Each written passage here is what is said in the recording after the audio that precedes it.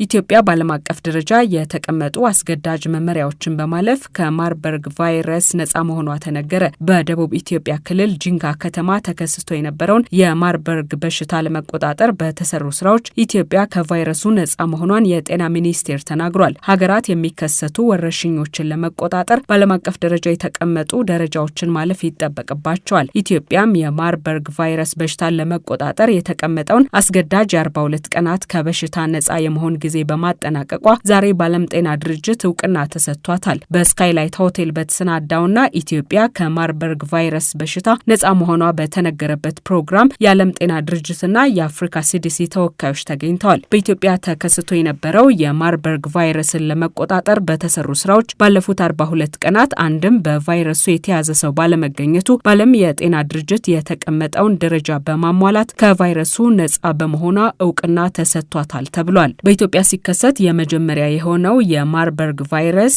አሳሳቢ የነበረ ቢሆንም በተሰሩ የመከላከል ስራዎች መቆጣጠር በመቻሉ ሀገሪቱ ከቫይረሱ ነፃ መሆኗን የጤና ሚኒስትሯ ዶክተር መቅደስ ዳባ ተናግረዋል። በቫይረሱ በአጠቃላይም የ9 ሰዎች ህይወት እንዳለፈ ሚኒስትሯ ጠቅሰዋል። በሀገራችን በደቡብ ኢትዮጵያ ክልል በጂንካ ከተማ ለኛ ለኢትዮጵያ አዲስ የሆነና በጤና ስርዓታችን ድንገተኛ በሽታ መከሰቱ የቅርብ ጊዜ ትውስታችን ነው። ሁላችንም ደጋግመን እንደሰማነው ከዚህ በፊት በአገራችን ላይ ይወረሽኝ ኖሮ አያውቅም። ከዛ በተጨማሪ ደግሞ ይህንን ስንሰማ ተቆጣጠርን ከናንተ ጋር በጋራ ሰራን ብለን ደግሞ ስንቆም የአጭር ጊዜ ነገር ግን የረጅም ጊዜ የሚመስል ሐሳቡን ግን በጋራ ሰርተን በጋራ ፈጽመን እንዲመቆም የቻልንበት ጊዜ ነው። በወቅቱ ከበሽታው ባህሪ ካደገኝነቱ አኳያ ክስተቱ ለሁላችንም አሳሳቢ ነበር።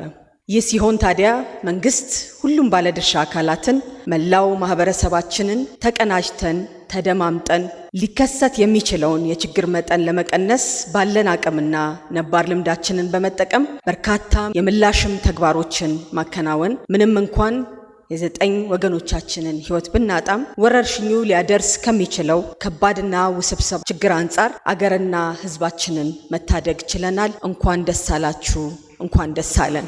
ሰው ሰራሽና የተፈጥሮ አደጋዎች ባለም አቀፍ ደረጃ በሚያሳድሩት ተጽዕኖ ኢትዮጵያም ተጎጂ በመሆኗ ይህንን ለመከላከል የተሰሩ ስራዎች እስካሁን ውጤት እንዳመጡ የጤና ሚኒስትር ዴኤታው ዶክተር ደረጀ ዱጉማ ተናግረዋል። ሰው ሰራሽና የተፈጥሮ አደጋዎች በየጊዜው እየጎበኙን ፈተና እንደሆኑ ይታወቃል። ይህ እንዳለ ሆኖ እነዚህን ፈተናዎች ከማህበረሰባችን ከአጋር ድርጅቶቻችን ከጤናው ሴክተር የጀርባ አጥንት ከሆኑት ጤና ባለሙያዎቻችን ጋር በመሆን በብቃት መመከት ችለናል። ካጋጠሙ ፈተናዎች ውስጥ አንዱ ዛሬ ያሰባሰበን ያሸነፍነው ድል ያደረግነው የማርበርግ ቫይረስ ወረርሽኝ ይገኝበታል። ከዚህም በፊት ተመሳሳይ ወረርሽኞችን እንደ ኮቪድ-19ን፣ የዝንጀሮ ፈንጣጣ፣ ወባ፣ ሌሎችንም ጭምር በብቃት ለመመከት ችለናል። ይሄንን ሁላችንም ተረባርበን ያደረግነው ነው። መላው ማህበረሰባችን፣ ጤና ባለሙያዎቻችን፣ አጋር ድርጅቶቻችን በሁሉም ቦታ በዚህ ላይ የተረባረባችሁ ሁላችሁም እጅ ለእጅ ይዘን ስለሰራን ተባብረን ከቆምን የማናሸንፈው ችግር እንደሌለ ዛሬ ይፋ በመናረገው ትልቅ ድልና ስኬት ያረጋገጥነው ነው። በዓለም የጤና ድርጅት በኩል ኢትዮጵያ ከማርበርግ ቫይረስ በሽታ ነፃ መሆኗን እውቅና እንደተሰጣት የዓለም የጤና ድርጅት በኢትዮጵያ ተወካይ ፕሮፌሰር ፍራንሲስ ሺሻካና የአፍሪካ ሲዲሲ ዳይሬክተር ጀነራል ዶክተር ጄን ካሲያ ተናግረዋል። ኢትዮጵያ ከማርበርግ ቫይረስ በሽታ ነፃ መሆኗን አስመልክቶ በተሰናዳው ፕሮግራም ላይ የሕዝብ ተወካዮች ምክር ቤት አፈ ጉባኤ ጨምሮ የክልል ፕሬዝዳንቶች፣ አምባሳደሮችና ዲፕሎማቶች ተገኝተዋል።